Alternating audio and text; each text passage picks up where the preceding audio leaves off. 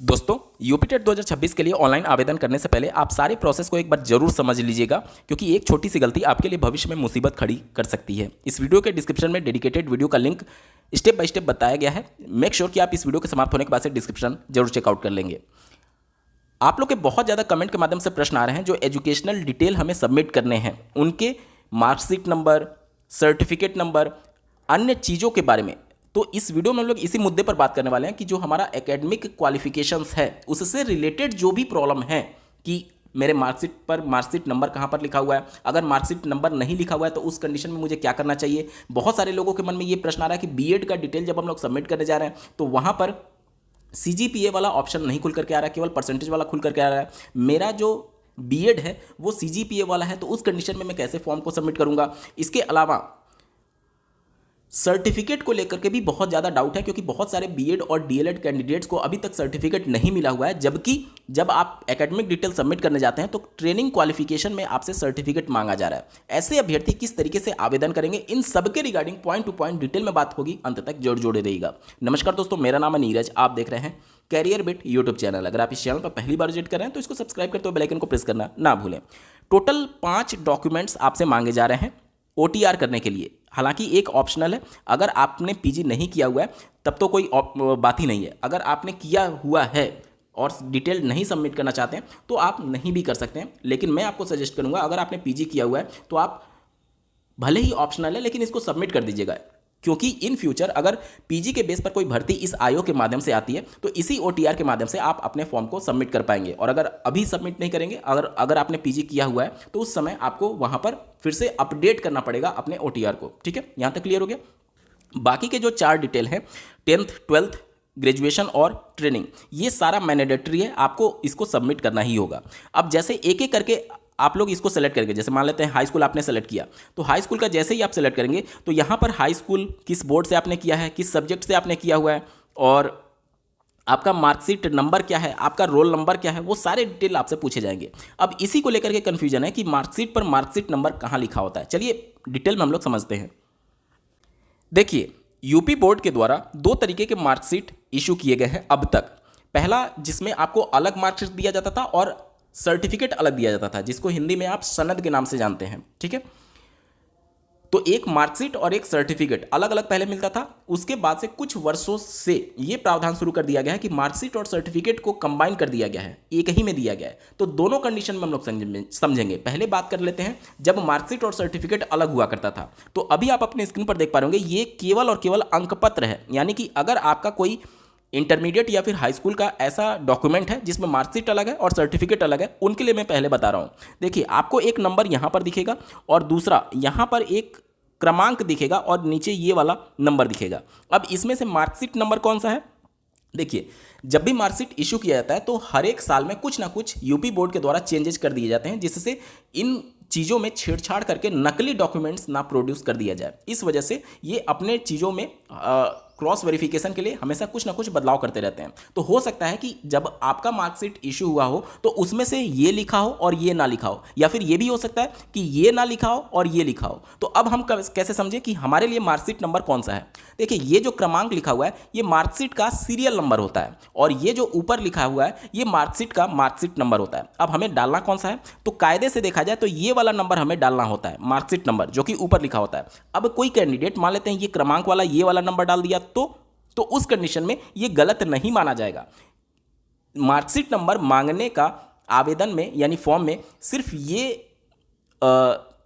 वहां पर उसका कंसर्न है कि इन केस अगर किसी कैंडिडेट को लेकर के भविष्य में जाकर के विवाद होता है कि ये जेन्युइन कैंडिडेट नहीं है, इसने परीक्षा नहीं दिया, इसके जगह पर कोई दूसरा कैंडिडेट परीक्षा दिया, इसने जो डॉक्यूमेंट लगाए थे, अगर वो सारी चीज़ें बाद में जाकर के क्रॉस वेरिफिकेशन करने की नौबत आती है तो आपने जिस डॉक्यूमेंट के साथ आवेदन किया उसको क्रॉस वेरीफाई किया जाता है कि आपका वो जेन्युइन डॉक्यूमेंट है या नहीं। और वो कैसे पता चलेगा? वो आपके मार्कशीट पर लिखे इस सीरियल नंबर से पता चल पाता है।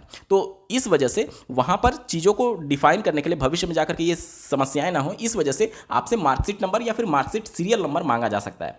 तो ओवरऑल अगर मैं इस वीडियो को मैं आपको बताने की कोशिश करूँ कि कौन सा नंबर मार्कशीट नंबर के तौर पर आपको डालना है, तो आपके मार्कशीट में या तो कई जगह कई वर्षों में यहाँ पर लेफ्ट में लिखा होता है, या तो कई वर्षों में यहाँ पर राइट में लिखा होता है टॉप में। और ये जो होता है वो मार्कशीट का सीरियल नंबर होता है। हमसे मार्कशीट नंबर पूछा गया तो ये वाला नंबर आपको डालना है, लेकिन बाई चांस आपने ये वाला भी डाल दिया है तो आपका फॉर्म गलत नहीं है। क्यों गलत नहीं है? क्योंकि आपसे इन फ्यूचर अगर इस तरीके की चीज़ें होती है तो सिर्फ क्रॉस वेरीफाई करने के लिए आपसे मांगा जा सकता है। आप वहां पर प्रोड्यूस करके बता सकते हैं कि देखिए मार्कशीट पर मेरे ये नंबर लिखा हुआ है, तो चाहे आप ये डालें या फिर ये डालें, कोई भी प्रॉब्लम नहीं है। लेकिन अभी तक आपने आवेदन नहीं किया है तो ये वाला आप डाल करके आगे प्रोसीड हो सकते हैं। यही मार्कशीट नंबर होता है। उम्मीद करता हूं चीज़ों को आप समझ पा रहे होंगे। अब बात कर लेते हैं ऐसे कैंडिडेट के बारे में जिनका मार्कशीट और सर्टिफिकेट एक ही में कंबाइंड है। 2017 का यूपी बोर्ड का ये रिजल्ट देख पा रहे होंगे जिसमें सर्टिफिकेट कम मार्कशीट लिखा गया, यानी कि सर्टिफिकेट भी इसी में है और मार्कशीट भी इसी में है। तो यहाँ पर आप देख लीजिए, एक नंबर आपको यहाँ पर दिखेगा जिस पे लिखा गया है प्रमाण पत्र क्रमांक, यानी कि ये सर्टिफिकेट का नंबर है, ये सर्टिफिकेट का नंबर है। इससे हमें मतलब नहीं है क्योंकि हमसे क्या मांगा गया, मार्कशीट नंबर मांगा गया। अब यहाँ पर देखिए एक नंबर आपको यहाँ पर दिखेगा और एक नंबर यहाँ पर दिखेगा, तो इसमें से मार्कशीट नंबर कौन सा है? देखिए लिखा गया है क्रमांक सीरियल नंबर, तो ये जो है ये मार्कशीट का सीरियल नंबर है और ये है मार्कशीट का नंबर। हालांकि दोनों में से कोई भी आप डालेंगे तो फॉर्म में गलती नहीं होगा, लेकिन अगर आपने अभी तक आवेदन नहीं किया है तो आप इसको डाल करके फॉर्म को सबमिट कर सकते हैं, ये मार्कशीट नंबर माना जाएगा। ठीक है। अलग बहुत सारे लोगों के मन में ये प्रश्न आएगा कि मैंने यहाँ पर सर्टिफिकेट नंबर डाल दिया तो क्या मेरा फॉर्म गलत हो गया? नहीं, फॉर्म गलत नहीं हुआ है। इन फ्यूचर जब भी कोई प्रॉब्लम आएगा तो आप दिखा सकते हैं, प्रोड्यूस कर सकते हैं कि मेरे सर्टिफिकेट पर ये नंबर अवेलेबल है। सिर्फ और सिर्फ आपको क्रॉस वेरीफाई करने के लिए ही ये मार्कशीट नंबर या फिर सीरियल नंबर मांगा जाता है। चूंकि आवेदन में हमसे मार्कशीट नंबर का जिक्र किया गया है, इस वजह से ये वाला नंबर डाल करके आप आगे प्रोसीड हो सकते हैं। लेकिन इसके इतर अगर आपने ये नंबर डाल दिया या फिर ये नंबर डाल दिया तो ऐसा नहीं है कि आपका फॉर्म गलत हो गया या फिर आपका कैंडिडेचर ही यहाँ पर कैंसिल कर दिया जाएगा। ऐसा कुछ भी नहीं होने वाला है। इन फ्यूचर अगर कोई किसी कैंडिडेट को लेकर के कोई भी सवाल उत्पन्न होता है तो उनको क्रॉस वेरीफाई करने के लिए ये सारे डिटेल्स मांगे जाते हैं। इससे ज़्यादा इसका कोई भी रोल नहीं होता है। उम्मीद करता हूँ डाउट आपके क्लियर हो गए होंगे। इसी तरीके से 10th 12th और ग्रेजुएशन के सारे डिटेल आप सबमिट कर देंगे। उसके बाद से जब आप ट्रेनिंग वाला क्वालिफिकेशन सेलेक्ट करेंगे तो यहाँ पर देखिए आपसे ट्रेनिंग के बारे में पूछा जाएगा। अब ट्रेनिंग वाले में भी आपसे मार्कशीट नंबर पूछा जा रहा है। मार्कशीट नंबर ध्यान से सुनिएगा। तो मान लेते हैं कि अगर कोई कैंडिडेट है जो कि पास तो हो चुका है लेकिन ओरिजिनल मार्कशीट अभी उसको नहीं मिला है, तो उस कंडीशन में आप यहाँ पर आपका ओरिजिनल मार्कशीट तो आया नहीं है, तो NA का मतलब होता है नॉट एप्लीकेबल, यानी कि ये आपके ऊपर एप्लीकेबल नहीं होता है। क्यों? क्योंकि मार्कशीट आपको अभी नहीं मिला हुआ है। तो उस कंडीशन में NA लिख करके फॉर्म को आप आगे सबमिट कर पाएंगे। यहाँ तक क्लियर हो गया? बहुत सारे लोगों को मैं यहाँ पर क्लियर कर दूं कि यहाँ पर जो रोल नंबर पूछा जाएगा DLED वाला, वो आप अपने अंतिम सेमेस्टर का जो फाइनल रोल नंबर होता है, क्योंकि कई बार रोल नंबर हर एक सेमेस्टर में आयोग बदल देता है PNP के द्वारा।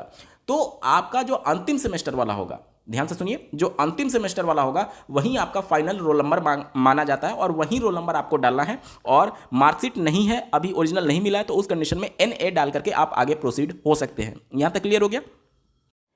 अब ध्यान से देखिएगा, यहां पर आपको 10th का मार्कशीट अपलोड करना है, इसके अलावा 12th का मार्कशीट अपलोड करना है और ग्रेजुएशन का भी यहां पर आपको मार्कशीट अपलोड करना है। ठीक है। लेकिन जो आपका ट्रेनिंग है उसका सर्टिफिकेट आपसे मांगा जा रहा है। देखिए ट्रेनिंग सर्टिफिकेट की बात की जा रही है। अब मान लेते हैं कोई कैंडिडेट पास हो चुका है और उसका सर्टिफिकेट नहीं मिला है, मार्कशीट भी ओरिजिनल नहीं मिला है, तो उस कंडीशन में क्या वो अपलोड करेगा? इंटरनेट से जो आपका 4th सेमेस्टर का फाइनल रिजल्ट आया हुआ है उसको आप यहां पर अपलोड करेंगे। ठीक है। अगर आपके पास सर्टिफिकेट है, मार्कशीट भी है, तो उस कंडीशन में आपको सर्टिफिकेट ही यहाँ पर अपलोड करना चाहिए। लेकिन चूंकि अगर आपके पास अवेलेबल ही नहीं है और आप जाहिर सी बात है एलिजिबल हैं NCT की गाइडलाइन के हिसाब से, तो आप ना तो सर्टिफिकेट है ना तो मार्कशीट है, तो उस कंडीशन में आप अपना मार्कशीट जो इंटरनेट से प्राप्त हुआ था 4th सेमेस्टर वाला, वो यहाँ पर अपलोड करके आगे प्रोसीड हो सकते हैं। मान लेते हैं कि किसी का मार्कशीट मिल चुका है लेकिन सर्टिफिकेट नहीं मिला है, तो फाइनल सेमेस्टर वाला मार्कशीट जो ओरिजिनल वाला है उसको स्कैन करके यहाँ पर आप अपलोड कर सकते हैं। यहाँ तक क्लियर हो गया? ध्यान दीजिएगा, फिर से मैं बता दे रहा हूँ, 10th 12th और ग्रेजुएशन का मार्कशीट अपलोड करना है और जो ट्रेनिंग है BEd या फिर DLED उसका सर्टिफिकेट यहाँ पर अपलोड करना है। यहाँ तक क्लियर हो गया? और अगर सर्टिफिकेट नहीं है तो उस कंडीशन में आप मार्कशीट अपलोड कर सकते हैं। अगर मार्कशीट और सर्टिफिकेट दोनों नहीं है तो फाइनल जो सेमेस्टर का या फिर फाइनल ईयर का जो मार्कशीट आपको मिला हुआ है वो आप अपलोड कर सकते हैं। मैं अपीयरिंग की बात अभी नहीं कर रहा हूँ, अपीयरिंग के लिए अलग से मैं डेडिकेटेड वीडियो में डिटेल में बताने वाला हूँ, वो अलग से वीडियो आएगा। आज मैं केवल उन कैंडिडेट की बात कर रहा हूँ जो कि पास हो चुके हैं लेकिन उनको सर्टिफिकेट या फिर मार्कशीट नहीं मिला हुआ है। तो उस कंडीशन में सर्टिफिकेट नहीं मिला है, अगर मार्कशीट मिला है तो मार्कशीट फाइनल वाला आप अपलोड कर दीजिए। अगर मार्कशीट भी नहीं मिला है उस कंडीशन में अंतिम वाला यानी फाइनल वाला जो आपका इंटरनेट से प्राप्त मार्कशीट है उसको आप यहाँ पर अपलोड कर सकते हैं। यहाँ तक क्लियर हो गया? अब ध्यान से सुनिएगा, ऐसे कैंडिडेट जिनका ट्रेनिंग क्वालिफिकेशन में बीएड है, बहुत सारे लोगों का ये प्रश्न आ रहा है कि बीएड में सीजीपीए अगर उनका कॉन्सेप्ट है तो कैसे उनको मार्क्स भरना है। तो अगर इस तरीके का आपका है तो ध्यान से समझिएगा, सीजीपीए को मार्क्स में कन्वर्ट करने का रूल आपके मार्कशीट के पीछे, या फिर रूल आपको ऑफिशियल जो उनकी वेबसाइट होती है, जिस भी बोर्ड से, जिस भी यूनिवर्सिटी से आपने किया हुआ है, तो वहाँ की ऑफिशियल वेबसाइट पर आपको मिल जाएगा। मान लेते हैं किसी कैंडिडेट का सीजीपीए 8.2 है, तो इस 8.2 को मार्क्स में कैसे कन्वर्ट करना है वो आपको मिल जाएगा ऑफिशियल वेबसाइट पर, या फिर आपके मार्कशीट के पीछे लिखा होगा, या फिर आपके सर्टिफिकेट के पीछे लिखा होगा। तो उसके बेस पर आपको मार्क्स, ऑब्टेन्ड मार्क्स और टोटल मार्क्स कैलकुलेट करना होगा और उसको यहाँ पर सबमिट करना होगा, अगर सीजीपीए वाला यहाँ पर एक्सेप्ट नहीं कर रहा है। उम्मीद करता हूँ अब आपके सारे डाउट्स क्लियर हो गए होंगे। बावजूद इसके अगर अभी भी आपका कोई प्रश्न रह जाता है तो कमेंट के माध्यम से पूछ सकते हैं। आपको ये वीडियो कैसा लगा, मेरा एफर्ट कैसा लगा, कमेंट के माध्यम से जरूर बताइएगा, और ऐसे ही महत्वपूर्ण अपडेट के लिए इस चैनल को सब्सक्राइब करना ना भूलें। इस वीडियो को देखने के लिए आपका बहुत बहुत धन्यवाद। भगवान करे आपका दिन शुभ हो।